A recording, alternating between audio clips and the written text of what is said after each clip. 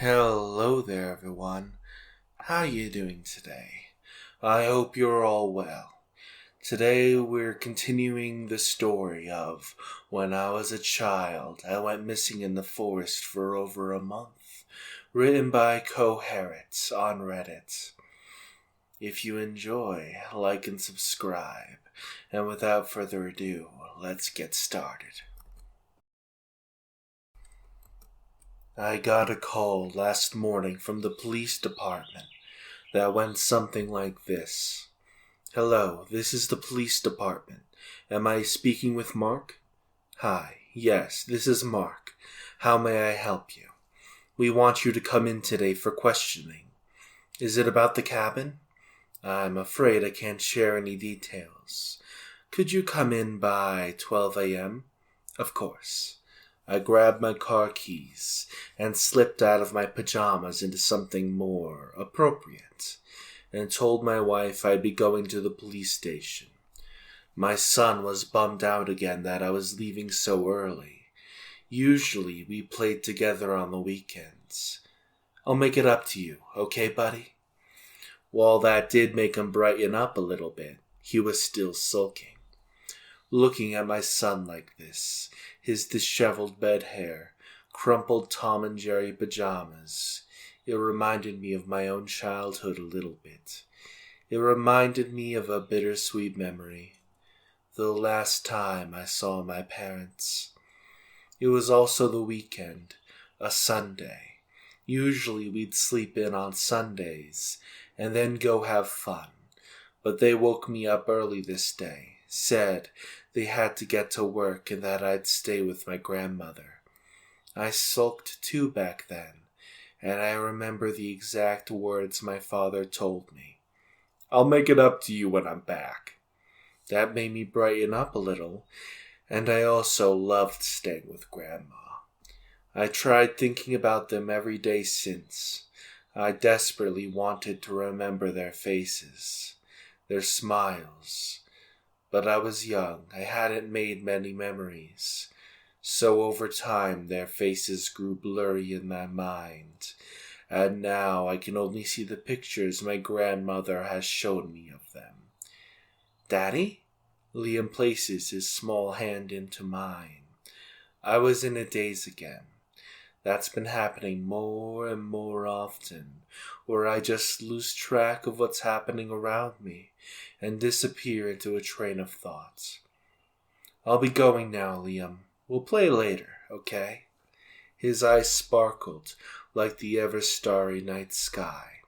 Liam nodded solemnly. I had a feeling that nod wasn't exactly for me, but more for him, as if he had made a decision. I watched as his lips curled into a smile, and he ran off back into the living room. I heard my wife laugh from a distance, and when I looked over, she was shaking her head in amusement. I'll be going now. I chuckled out a goodbye and walked out the front door. I tried to rack my brain during the short 15-minute drive to the station. Tried to remember the boy from my dream, but all my thinking only resulted in seeing a blurry version of my dream that only grew more blurry and confusing the more I thought about it. Once I arrived at the station, I noticed that the parking lot was unusually full for a Friday, and as soon as I walked inside, I was met with two large men dressed in black. "Follow us," they said in a commanding voice, and I obliged, falling in pace behind them. We passed through a series of corridors and a couple flights of stairs. Eventually, we ended up being in front of an elevator, which was strange since we should be at the very back of this building, judging by how long we were walking. The smaller of the two men put a card key and the elevator door opened, and the taller one motioned for me to step inside. "The combination is 1473. I nodded. looking around this futuristic elevator. It had no floor buttons, but a combination pad instead. I input the combination and the door began closing. The two men turned around and began walking in the direction that we came from. The elevator buzzed to life and began descending, and what I thought would be a couple-second ride actually lasted a couple of minutes. It eventually slowed to a stop, and another set of doors opened up behind me instead, catching me by surprise. I was met with a dimly lit hallway that seemed to have no end. Both walls were lined with doors, each one about 20 feet apart.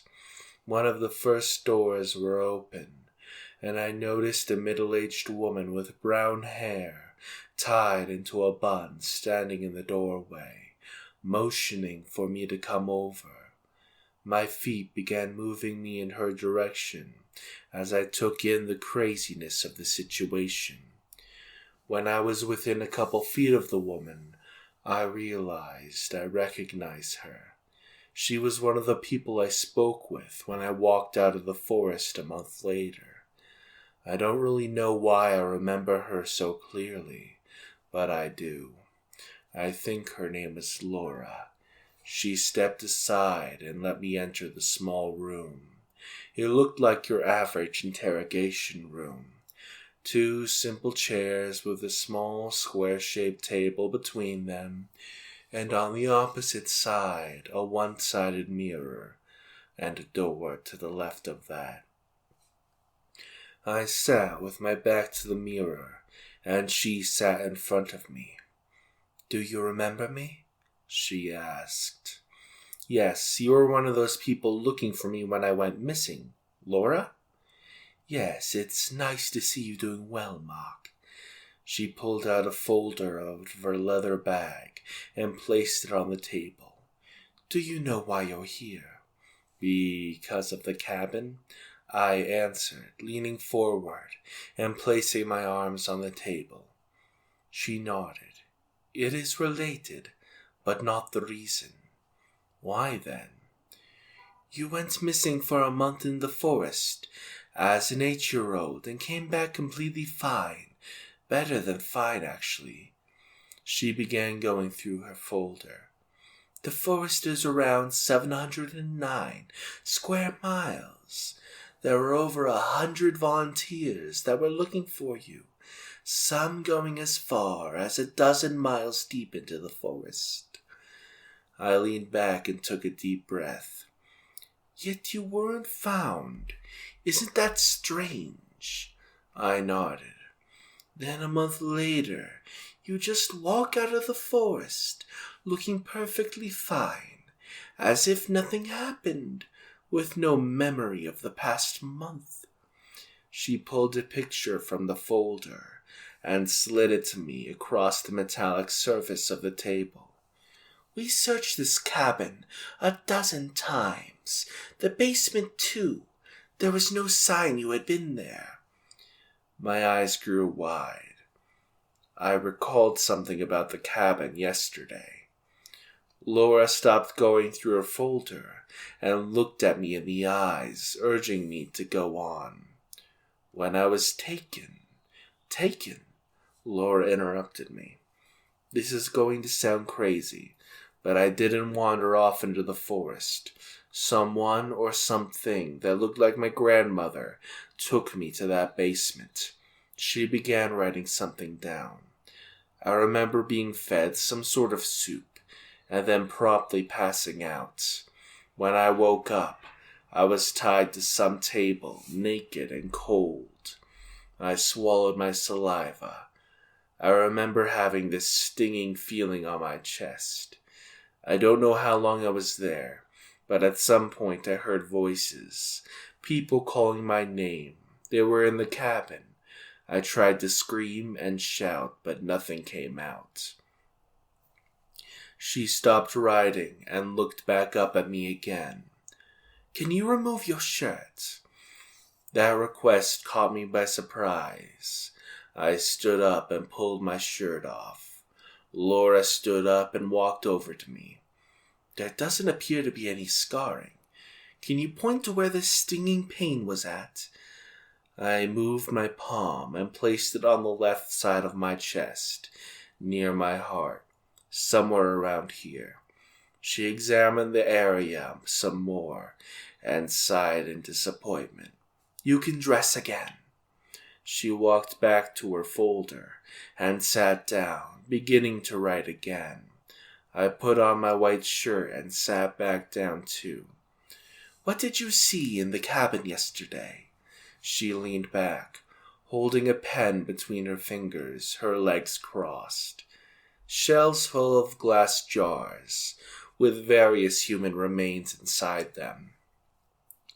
A pile of dead bodies, some rotten beyond recognition, while others appeared to be newly deceased. There was that god-awful stench of rotting bodies, too. She began writing again. Why did you seek out the cabin? I crossed my arms and sighed.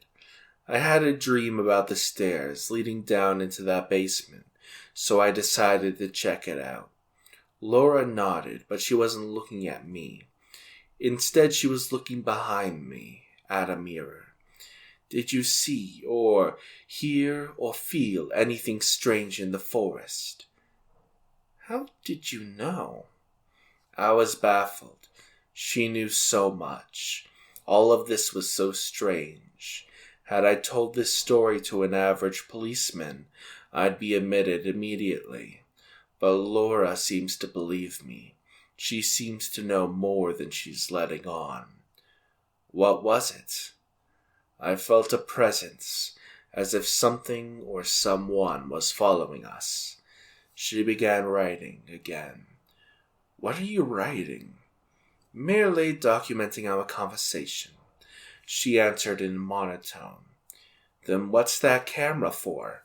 I pointed with my chin to the top left corner of the room. Laura stopped writing and looked towards it. It's broken.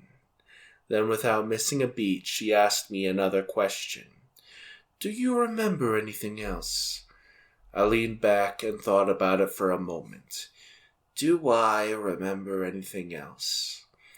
Last night I had dreamed of that cabin and that basement. There was another boy, maybe my age, that came to help me. Her eyes grew wide. Another boy? Yes, he looked all dirty, with messy brown hair and torn clothes. But it was just a dream, so I don't know. Laura interrupted me with another question while sliding another picture to me. Was this him? The picture showed a young brown-haired boy, wearing red overalls and a big wide smile on his face. His eyes were obscured, as if blurred out. I couldn't make them out. I'm not sure. I didn't get a good look at his face in my dream. Laura was simply looking at me, looking into my eyes. It felt like she was looking into my soul. Who is he? She took the picture back and placed it into her folder. Another boy that went missing during that time period. Did he return like I did? Laura shook her head and continued writing. The silence between us was deafening, and I was tapping my foot on the ground in a nervous tick. What's going on here? How is my disappearance relevant to the dead bodies discovered in the basement of that cabin yesterday? I finally let my curiosity get the better of me, and Laura continued writing, not looking up to face me. I slammed my fist on the table in anger. Damn it, tell me something! That short outburst of anger made her look at me, or rather behind me. She looked at the mirror and nodded, and then a lock clicked, then another, and another, and soon the door beside the mirror was beginning to open. A man a little taller than me, wearing a black suit and a black top hat with a wooden cane in hand, stepped out. But what caught my attention, The most wasn't his attire, it was his eyes. They were a captivating red color. He wore a smirk on his face. "Nice to meet you, Mark. My name is Lucifer." Had I not known better, I would have assumed that he's the devil himself. Before I could get another word in, he spoke again. "The body parts and the bodies you speak of, they're all gone. By the time a team of investigators got to the cabin, the remains of it had collapsed into the basement, and the only thing that remained inside from what you described was the stench of dead bodies." I swallowed my saliva. "You mean someone covered it up?" "We do not know what happened. The only piece of evidence we have is the collective report you, your grandmother, and the 2 officers have provided," Laura answered. "Where are those officers now?" Lucifer spoke up and asked Laura.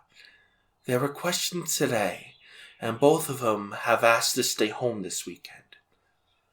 "Send someone to check on them," Lucifer commanded. My eyes were fixated on his. Those eyes. I remember having seen them before. "Have we met before?" I asked Lucifer. "I don't believe we have," he answered, not bothering to look at me. No. I definitely have seen those eyes before. My memory started playing out in my head. The basement, me being tied up, scared of the heavy footsteps sounding above, and then that disheveled boy, his wide smile, his red eyes. I remember how he climbed down and undid my chains. He handed me my clothes, which were laying on the ground, and I dressed myself up. The boy took hold of my hand, and we ran. We ran out of the cabin and into the woods. I remember it was dark. I tripped over and fell, getting a deep bruise on my cheek. "Come on! It's following us!" the boy yelled at me as he held out a hand to pick me up. I heard an inhumane scream, or maybe a howl sound behind us. We stopped running and hid in some bushes. I remember feeling an intense pain in my chest. I felt like I was dying. The boy held my mouth shut so I wouldn't scream in pain. I looked down to see my clothes stained red. Everything was red, and it was still flowing. "You're free to go, Mark." I felt a hand on my shoulder. Laura was dismissing me. What was that? It didn't feel like a memory. I wasn't remembering. It was like I was just there. I placed a hand on my chest. "Mark?" Laura was waiting by the door. I looked around and Lucifer was gone. I walked past her and back into the elevator. "The code is 8473, Laura informed me and gave me a half smile. I input the code and then spoke as she turned to walk back. Those red eyes. I remember the boy having the same red eyes. And then the elevator's doors closed. I don't know why I told her that, but she didn't chase after me. I was led back to the front of the station by the same 2 men dressed in black. When I went outside, I noticed that it was dark. That made absolutely no sense. The interview, the interrogation, or whatever you wish to call it. It didn't take long than 30 minutes. How did it get dark so fast? How long was I down here? I asked one of the black men waiting for me to leave the station. They both looked at each other with wary eyes. 9 hours. What? I whispered under my breath in disbelief. How did I lose 8.5 hours of my time? This was too much. I took a breath and walked to my car. I still needed to go buy my son something to make it up to him. I barely got to the store in time and had a couple of minutes to run through. I decided on a cheap Lego set. He loves Legos. When I got home, my son was already asleep, and my wife was watching something in the living room. "Where have you been?" she asked me in an angry, hushed whisper. It took longer than I thought at the police station. "You missed all of my calls and texts," she snarled at me. Huh? I pulled out my phone, and there were indeed a dozen of calls and texts. "I'm sorry," I apologized, giving her a kiss on the forehead. "Liam drew something for you. It's on the kitchen counter. Also, dinner's in the fridge. You can microwave it." I nodded and apologized again, walking over to the kitchen. I placed the Lego set on the counter and looked around for Liam's art. It was upside down. I turned around and I got chills all over my body. I took a sharp breath, trying to process what I was seeing. There appeared to be two boys, green all around them. One of the boys had his hand on his stomach, and the stomach was all red. The other boy had red eyes, and his hand held over his friend's mouth. Liam drew what I had seen in my vision just an hour ago. He drew me and the red-eyed boy hiding from whatever was chasing us. It was a child's painting done with crayons, so it was hard to make the details out. But having seen this scenario just a little bit ago, it all made sense in my head. I shuddered in fear of what this could mean. Is Liam in danger? Are we all in danger? What the frickle is going on? I couldn't sleep last night, thinking about everything that had happened the day prior. Nothing made sense. How could I have bled so much when we ran away, but have no scars now? Why did Liam draw that picture? Where had he seen it? Who is Lucifer? And why does that boy that saved me have his eyes? I'll be going to wake up Liam as soon as I finish writing this post. I need some answers, and his painting might be the key to everything. And that's the end of this part of the story. If you enjoy, like and subscribe, leave a comment with your thoughts down below. Now, we can all look forward to the next part in the next couple days.